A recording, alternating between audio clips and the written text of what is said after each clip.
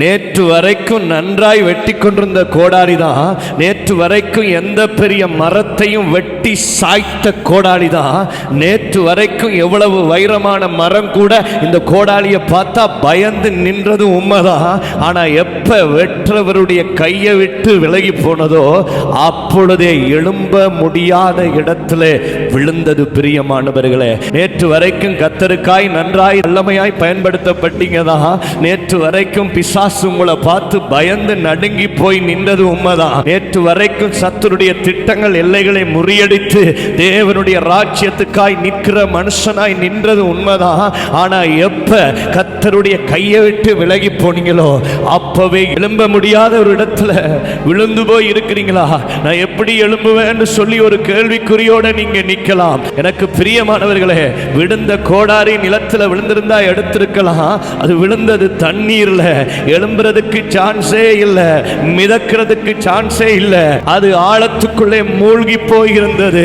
தேவனுடைய மனுஷனுக்கு சொன்ன பொழுது தேவனுடைய மனுஷன் ஒரு குச்சியை ஒரு கொம்பை எடுத்து தண்ணீரின் மேல் வீசினான். எனக்கு பிரியமானவர்களே, எந்த இடத்திலே கோடாரி விழுந்திருந்ததோ, எந்த இடத்திலே மூழ்கி போய் இருந்ததோ, எந்த இடத்துல எழும்பவே வாய்ப்பே இல்லையோ அந்த இடத்திலேயே, மூழ்கி போன இடத்திலேயே அந்த இரும்பு கோடாரியை மிதக்க வைக்க கர்த்தருடைய வல்லமையால் கூடுமாயிருந்தால் நிச்சயமாய் உங்களுடைய வாழ்க்கையில நீங்க எந்த இடத்துல விழுந்தீங்களோ, எந்த இடத்துல தவறி போனீங்களோ, ஒருவேளை யாருக்கும் தெரியாம இருக்கலாம். 4 பேர் சொல்லலாம், நீ எழும்ப சந்தர்ப்பமே இல்லை, நீ வாய்ப்பே இல்லை, உன்னால முடியாது என்று சொல்லலாம். ஆனால் நிச்சயமாய் கர்த்தர் நீங்கள் விழுந்த இடத்திலேயே எழும்பியோட கர்த்தர் உங்களுக்கு கிருபை செய்வாராக. அன்றைக்கு பாருங்க, 2 ராஜாக்களின் புத்தகம் 6வது அதிகாரம் 1ஆம் வசனத்திலிருந்து 7ஆம் வசனம் வரை தீர்க்கதரிசியுடைய புத்திரர்கள் ஒன்றாய் கூடியிருக்கிற பொழுது தாங்கள் இருக்கிற இடம் போதாது என்று சொல்லி இடத்தை விசாலமாக்குவதற்கு முயற்சி பண்ணினார்கள். எனக்கு பிரியமானவர்களே, நிச்சயமாய் நீங்க இருக்கிற ஆலயத்திலே கர்த்தர் ஆத்துமாக்களை கொடுத்து இடங்கொள்ளாமல் போகும் மட்டும் பெருக செய்வாராக. நீங்க இருக்கிற உங்கள் ஊழிய எல்லைகளை கர்த்தர் பெரிதாக்குவாராக. யாபேசை தேவரீர் என்னை ஆசீர்வதித்து என் எல்லையை பெரிதாக்கி என்றது போல கர்த்தர் நிச்சயமாய் உங்கள் எல்லைகளை, உங்கள் பரிசுத்த எல்லைகளை, நிச்சயமாய் தேவனுக்காய் நீங்கள் செய்கிற காரியங்களின் எல்லைகள் எல்லாம் கர்த்தர் விஸ்தாரமாக்குவாராக. தேவனுடைய மனுஷனிடத்தில் வந்து சொன்னார்கள், இந்த இடத்தை பெருசாக்குவதற்கு நாங்கள் ஒவ்வொருவரும் ஒவ்வொரு உத்திரத்தை, ஒவ்வொரு மரக்கட்டையை நாங்கள் வெட்ட வேண்டும், கொண்டு வர வேண்டும் என்று சொன்னார்கள். எனக்கு பிரியமானவர்களே, அங்கே கூடியிருந்த ஒவ்வொரு மனுஷனுக்கும் ஒரு பொறுப்பு இருந்தது. ஒவ்வொருவரும் ஒவ்வொரு மரத்தை கொண்டு வர வேண்டும் என்று. இது தேவனுடைய ராஜ்யம். ஒரு மனுஷன் மேல் விழுந்த கடமை அல்ல, ஒரு பாஸ்டர் மேல் விழுந்த கடமை அல்ல. நம்ம எல்லாருக்கும் தேவன் கடமையும் பொறுப்பையும் கொடுத்திருக்கிறார். அன்றைக்கு ஒரு நெகேமியா எழுந்து கட்டுவோம் வாருங்கள் என்று சொன்ன பொழுது அங்கே இருந்த மனுஷர்கள் அந்த நல்ல வேலைக்காய் தங்கள் கைகளை நெகேமியாவோடு கூட திடப்படுத்தினது போல இன்றைக்கு கர்த்தருடைய ஊழியத்தை செய்கிற ஊழியக்காரர்களோடு சேர்ந்து நம்ம எல்லாரும் தேவனுடைய ராஜ்யத்தை கட்டுகிற ஒரு பொறுப்பு இன்றைக்கு நமக்கு இருக்கு என்பதை மறந்துவிடக் கூடாது. அந்த இடத்தை விஸ்தாரமாக்குவதற்கு ஆளுக்கு ஒவ்வொரு கட்டைகளை வெட்டி கொண்டு வர வேண்டும் என்கிற பொறுப்புணர்ச்சியோடு இருந்தது போல இன்றைக்கு தேவனுடைய ஊழியங்களை, ராஜ்யத்தை விஸ்தாரமாக்குவதற்கு இன்றைக்கு நம் எல்லாருக்கும் ஒரு பொறுப்பு இருக்கு என்பதை நாம் மறந்துவிடக் கூடாது. பிரியமானவர்களே, அவர்கள் இடத்தை விஸ்தாரமாக்குவதற்கு முன்பதாக தேவனுடைய மனுஷனுடைய ஆலோசனையை பெற்றார்கள். இன்றைக்கு எந்த காரியத்தை செய்வதற்கு முன்பதாக கர்த்தரிடத்திலே போய் கர்த்தருடைய ஆலோசனையை பெற மறந்துடக்கூடாது. நான் போகிற காரியம் உமக்கு சித்தமா, நான் செய்ய வேண்டியது உமக்கு சித்தமா என்று சொல்லி கர்த்தருடைய ஆலோசனையை பெற்று தேவனுடைய பாதத்திலே அமர்ந்திருந்து நாம் ஒவ்வொரு காரியங்களாய் செய்கிற பொழுது நிச்சயமாய் கர்த்தர் நம்முடைய எல்லைகளை பெரிதாக்குவாராக. தேவனுடைய மனுஷனிடத்திலே ஆலோசனை கேட்டது மாத்திரமல்ல, அதிலே ஒரு மனுஷன் சொன்னான், நிச்சயமாய் தேவனுடைய மனுஷன் நம்மோடு கூட வர வேண்டும் என்று. அன்றைக்கு இரட்டிப்பான வல்லமை பெற்ற தேவனுடைய மனுஷன் தங்களோடு கூட வர வேண்டும் என்று அவர்கள் ஆசைப்பட்டு கூப்பிட்டது போல இன்றைக்கு தேவனுடைய அபிஷேகம், தேவனுடைய வல்லமை, கர்த்தருடைய பிரசன்னம் நாம் போகிற இடங்கள் எல்லாம் நம்மோடு கூட வரணும். இயேசு சொன்னார், கொடியானது செடியிலே நிலைத்திராவிட்டால் அது தானாய் கனி கொடுக்க மாட்டாது. என்னை அன்றி உங்களாலே ஒன்றும் செய்யக்கூடாது என்று.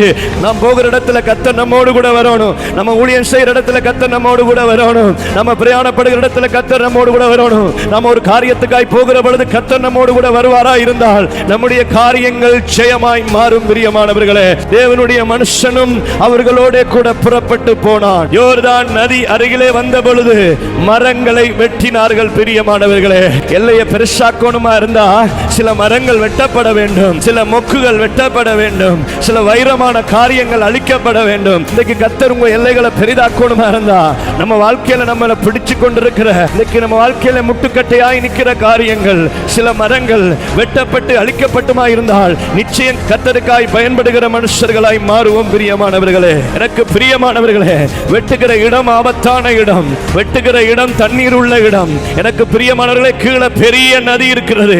ஆனால் இந்த கோடாரி மரத்தை வெட்ட வேண்டும், மரத்தை சாய்க்க வேண்டும், விழுத்த வேண்டும். எப்பொழுதும் வெட்டுறவருடைய கையில இருக்கு மட்டும்தான் நமக்கு பாதுகாப்பு. கொஞ்சம் தவறி போனா எழும்பவே முடியாத இடத்துல விழுந்து போயிடுவோம். பிரியமானவர்களே, கர்த்தருடைய கையில இருக்கு மட்டும்தான் நமக்கு பாதுகாப்பு, கர்த்தருடைய கையில இருக்கு மட்டும்தான் நமக்கு ஆசீர்வாதம். எனக்கு பிரியமானவர்களே, எல்லைகளை பெருசாக்குவதற்கு பல மரங்களை, எந்த பெரிய மரத்தையோ எந்த வைரமான மரத்தையோ இந்த கோடாரி வெட்டி சாய்க்க ஆரம்பித்தது. பிரியமானவர்களே, தீட்டப்பட்ட கோடாலியாய் இருந்தது, கூர்மையான கோடாலியாய் இருந்தது. கர்த்தருடைய கையிலே கூர்மையான ஆயுதமாய் இருக்க வேண்டும். பிரியமானவர்களே, இன்னைக்கு சத்துருடைய எல்லைகளை முறியடிப்பதற்கு, தேவனுடைய ராஜ்யத்தின் எல்லைகளை விரிவுபடுத்துவதற்கு தேவன் ஒரு கூர்மையான ஆயுதமாய் நம்மை பயன்படுத்த விரும்புகிறார். பிரியமானவர்களே, ஹல்லேலூயா. இந்த கோடாரி பல மரங்களை வெட்டினது உண்மைதான். ஆனா எப்ப வெட்டுறவருடைய கையை விட்டு விலகி போனதோ, எப்ப வெட்டுறவருடைய கைக்குள்ள இல்லாம போனுச்சோ, அப்பவே எழும்பவே முடியாத ஒரு இடத்துல, யாருக்குமே தெரியாத ஒரு இடத்துல விழுந்து போனது. பிரியமானவர்களே, கொஞ்சம் கூட வாய்ப்பில்லை, கொஞ்சம் கூட சந்தர்ப்பம் இல்லை எழும்புவதற்கு. ஆனால் இந்த செய்தியை ஓடி போய் தேவனுடைய மனுஷனுக்கு அறிவித்தார்கள். ஐயா, நாங்கள் வெட்டின கோடாலி தண்ணீரிலே விழுந்து விட்டதையா. விழுந்த இடத்தை காண்பிக்கும்படி தேவனுடைய மனுஷன் கேட்டான். அவர்களும் ஒரு இடத்தை காண்பித்தார்கள். எனக்கு பிரியமானவர்களே, விழுந்த இடம் சரியா தெரியாம இருந்திருக்கலாம். விழுந்த இரும்பு கோடாலி மிதக்கிறதுக்கு எந்தவித சந்தர்ப்பம், எந்த வாய்ப்பு, ஒரு வீதம் கூட இல்லாம இருந்திருக்கலாம். ஆனால் தேவனுடைய மனுஷன் இந்த வார்த்தைகளை கேட்ட பொழுது ஒரு குச்சியை எடுத்தார், ஒரு கொம்பை எடுத்தார், தண்ணீரின் மேலே வீசினான். பிரியமானவர்களே, வீசின பொழுது எந்த இடத்திலே இரும்பு கோடாலி விழுந்ததோ, எந்த இடத்திலே மூழ்கி போனதோ, எந்த இடத்திலே எழும்ப சான்ஸே இல்லாம இருந்ததோ, அந்த இடத்திலே அந்த இரும்பு கோடாலி மிதந்து நின்றது. பிரியமானவர்களே, எனக்கு பிரியமானவர்களே, நல்லா பயன்படுத்தப்பட்ட நீங்க இன்னைக்கு விழுந்து போய் இருக்கலாம், எழும்ப வாய்ப்பே இல்ல, சந்தர்ப்பமே இல்ல, மூழ்கி போய் இருக்கிற, விட்டுவிட முடியாம, எழும்ப முடியாம இன்னைக்கு நின்று கொண்டிருக்கலாம். பிரியமானவர்களே, நிச்சயமாய் கர்த்தர் அவருடைய கிருபை என்கிற கொம்பை, அவருடைய அன்பின் கயிற்றை உங்கள் மேலே வீசுகிறார். நீங்க விழுந்த இடத்துல, மூழ்கின இடத்துல கர்த்தர் உங்களை மிதக்க பண்ணி, எழும்ப பண்ணி, உங்களை கொண்டு மறுபடியும் தேவன் தம்முடைய ராஜ்யத்தை கட்டுவதற்கு கர்த்தர் உங்கள் பேரிலே பிரியமாய் இருக்கிறார். பிரியமானவர்களே, தேவனுடைய மனுஷனிடத்தில் வந்து சொன்னார்கள், இந்த கோடாலி இரவலாய் வாங்கப்பட்டது என்று சொல்லி.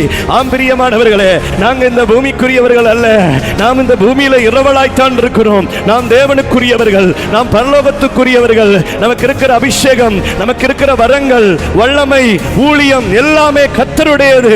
ஒரு நாள் கர்த்தருக்கு நாம் ஒப்புவிக்க வேண்டும், கணக்கு ஒப்புவிக்க வேண்டும் என்றதை மறந்துடக்கூடாது.